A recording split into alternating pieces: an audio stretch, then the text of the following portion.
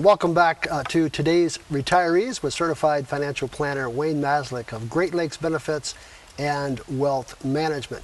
On today's program, Wayne is actually being a myth buster. We're talking about 6 myths that he is debunking about retirement. The first one we talked about was you'll spend less money in retirement. Not necessarily the case. Probably not true at all. Your tax bill will be lower, also debunked. Medicare will cover all of your health care expenses, debunked. And number 4, Wayne, is you should stop saving and investing in retirement. I'm thinking that most folks are looking at that and they're saying, well, I'm going to be spending everything, so I don't have any money to invest. Yeah, and you don't want to be in that position, right? Okay. Where you don't have any money. It doesn't want to be that tight. You need to have plenty of wiggle room and a nice cushion and extra money for the nest egg. I think that the retirement of the future, now and in the future, is changing considerably. I don't think, and I don't like to look at it as a destination anymore, where we've reached this. Okay, I like the term, the retirement journey, the journey through retirement. Retiring those years of your life can be 20, 30, 40 years long. Sure. So your money has to last that long. Some of my clients that are enjoying the best retirement from what I've witnessed and see and have experienced are folks that set up a nice lifestyle in their retirement years where they continue to dabble in their profession, whether it's an engineering client that picks and chooses some jobs and projects that they like, even travel while doing that and get some nice tax benefits.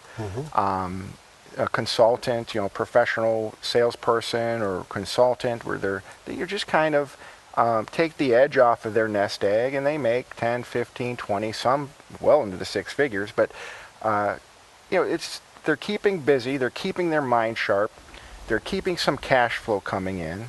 When you have a Social Security, and then maybe you have a pension from an old employer, and you have some income that you're dabbling with, not working, stressed out, just in a nice, comfortable schedule, a nice amount of hours each week where it's really not work at all, and then some supplemental income from your nest egg, or even saving some more. Sometimes if you're continuing to work and you have Social Security coming in and a pension, a lot of my clients, they're not spending all their money. We're not even using their nest egg. And yes, it is continuing to grow. They are continuing to deposit to it. So that's one thing. The other is I see people unnecessarily going into their nest egg and I hate to say this, I mean, it's pretty bad, I keep harping on it, to help their kids. Okay, they're adult kids. Right. They're 40 and 50-year-old kids. And they don't have enough to be dipping in to this nest egg when you're going to live, 20, 30 years in retirement. I mean, who knows what's going to happen? So I just cringe when it happens. And I see it a lot. And, those two things, maybe continue to work, have a retirement journey, and just don't help the kids out too much unless you can really, really afford to. Right. You just need to learn to say no sometimes. Right? I mean, it's, your kids are your kids. I'm not there. I don't have adult kids and I can't relate. But, I just look at the numbers and I cringe. It just, their mom and dad are dipping into their retirement when they shouldn't be to help a kid out that shouldn't be asking for the help or even taking it. Right. And I see things like that as well. All right, myth number 5, Wayne, is you should replace your stocks with bonds in your portfolio. Oh, yeah, we've heard that for decades. Sure. Because they're safe. Oh, yeah, that's what you think. You wouldn't want to own a Detroit bond right now, I don't think. No. Bonds can lose value. As long as the old adage is, as long as you hold them to maturity, you'll get your money back. And that's not always the case. If you have a bond and interest rates start to climb, your bond will lose value. I won't get into the particulars there. It's just interest rates go up. Generally, the bond values go down.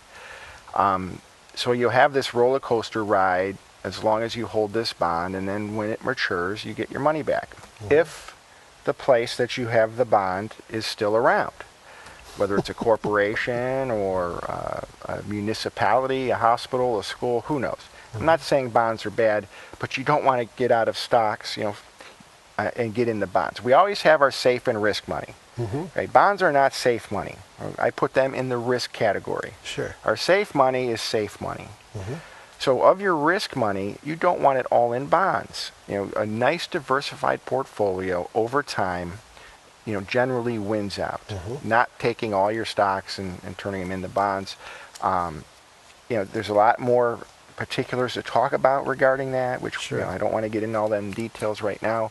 Just don't make the mistake of loading up on bonds, especially when we're in historical low interest rates right now. Sure, absolutely. Well, friends, as you hear Wayne describe and talk about these myths, it just goes back to getting good, sound financial advice, and that's what Wayne is good at.